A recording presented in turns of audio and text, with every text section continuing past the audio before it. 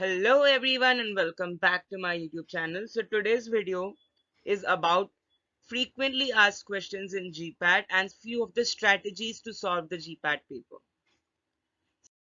So first of all, you need to know about the minimum number of questions that you need to attempt for qualifying, for getting a rank about in top 100, for getting a rank of around less than 5 or in top 5 or top 10. So firstly, we'll see the net score and the qualifying minimum basis required. So basically, there are about 130 to 160 marks minimum required for qualifying. For that, you need to attempt minimum at least 35 to 40 right questions, right answers. And if you want to come into top 100, 60 to 65 questions is must. So 60 to 65 right answers is must. That can land up your score in around 250. That's a decent score. And for top 10, you need minimum 90 questions right, around 360. And then it's a confirmed rank, not even 90 right questions. 90 is for top 5, if to be honest. Even if you get 80 questions right, you are in top 10. So that is more important. The scores and the numbers may vary from year to year. So here you can see the number of questions that have come in 2010, 11, 12 until 2019. So pharmacology may usually around, you can expect more than 22 questions. More than 22 questions from the ecology part. In Sutics, you can expect again 22 questions. You can see the numbers varying. In pharmacognosy, you can expect 23 questions from pharmacognosy. In pharmaceutical chemistry, that is the POC, you can expect around 20 questions, 20 to 21 questions from POC.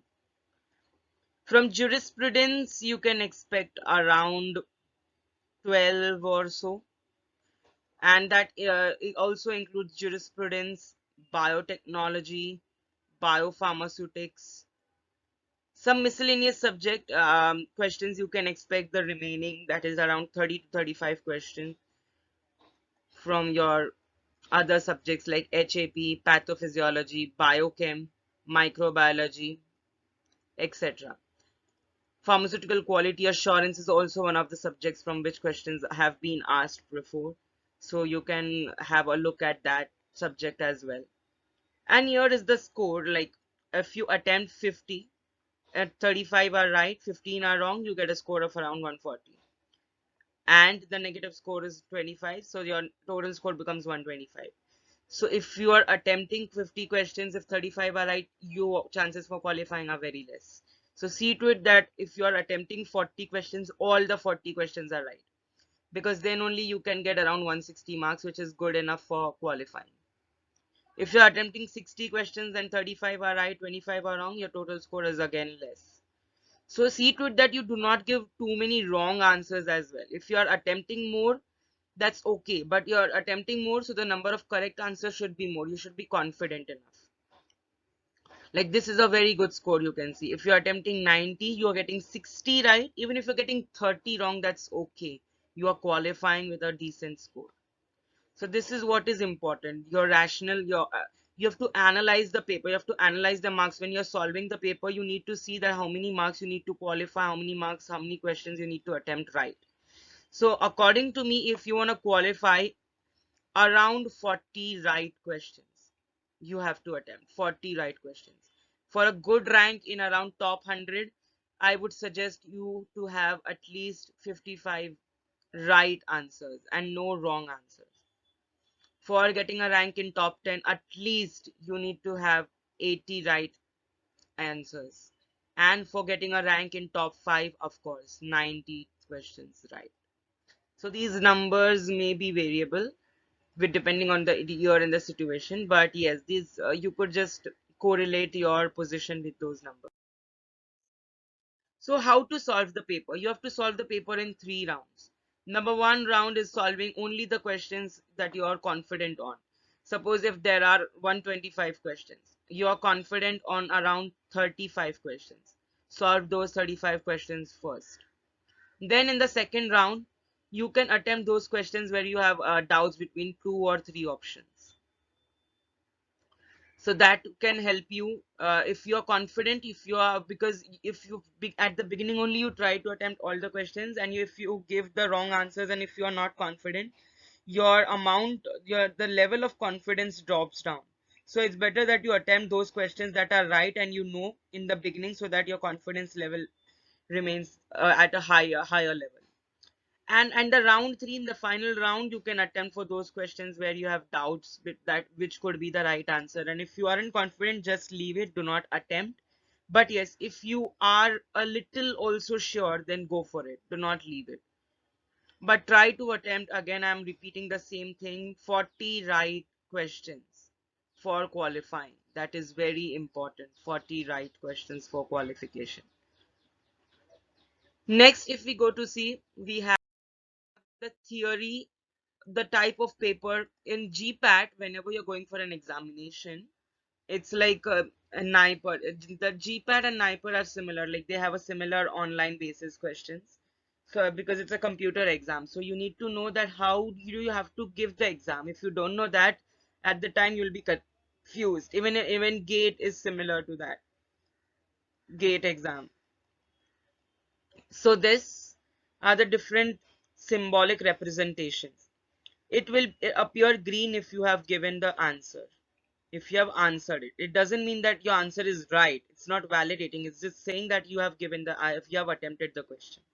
If it appears red, if it appears red, that means you haven't attempted that question. If it appears marked for review, then it could be purple, marked for review. That means you have given the option, but you aren't sure about it. And the questions that appear white, that means you haven't answered them, you haven't visited them. The red ones means you have visited them and you haven't answered. The white option means that you haven't visited that or question only. So this type of interface you will be able to see in the GPAT examination. The next is how to solve few kind of questions that appear in exams. So here you can see, which of the following is a chemical messenger? So a chemical messenger is basically something that is responsible in your reflex action, in your different kinds of involuntary movements and voluntary movements. So here there are different options: neurotransmitters, hormones, and nerves. So whenever you see all of the above, both of the above, there are very, very high chances that that could be the right option. Not necessarily that that is right only, but 80 to 90% times they are the options. So hormone is also a chemical messenger.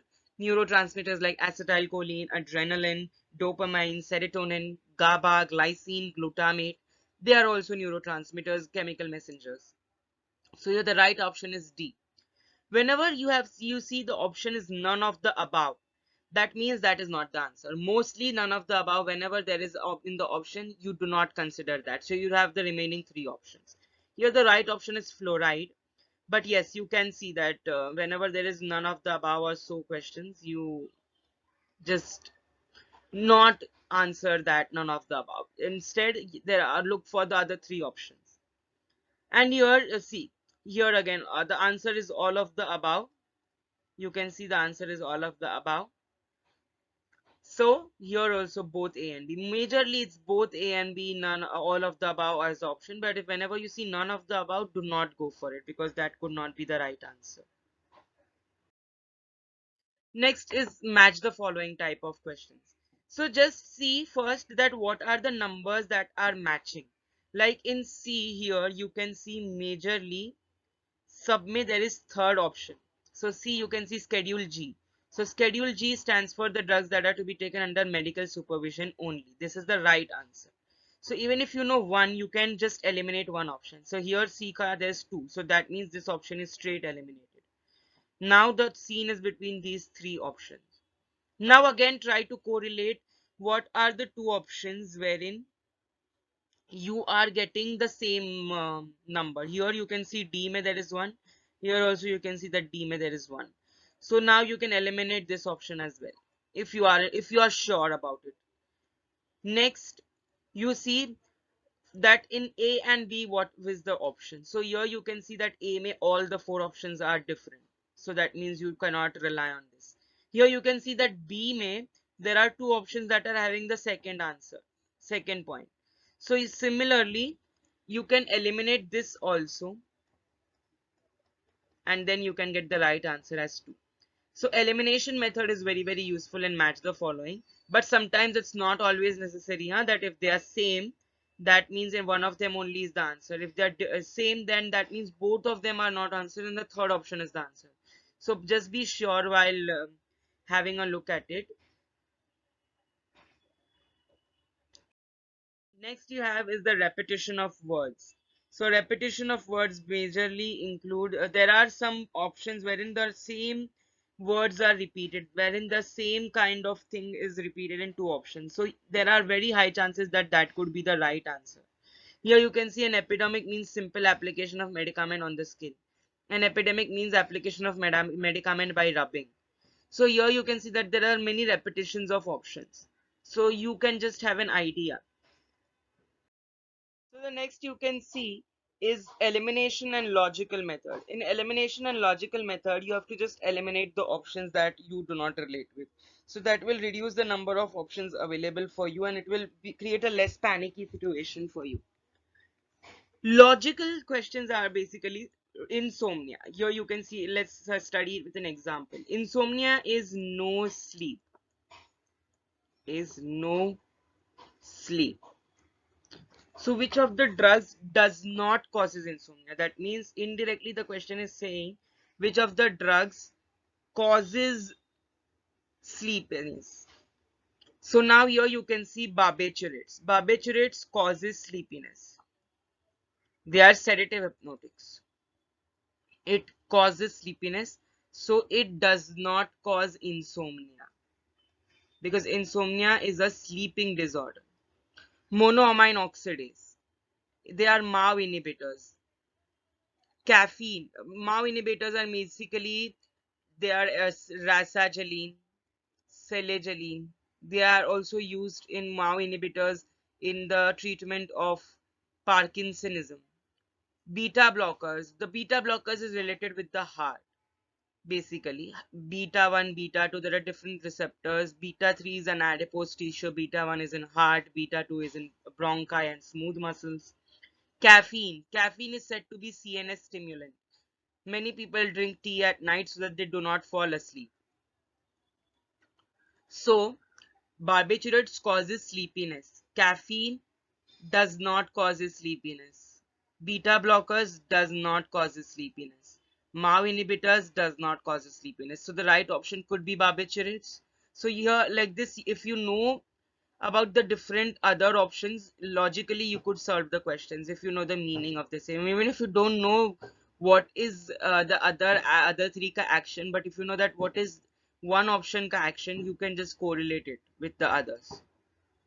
Also, if you're solving it, just see to it that you solve to at one you can solve about 8 to 16 questions in one MCQ.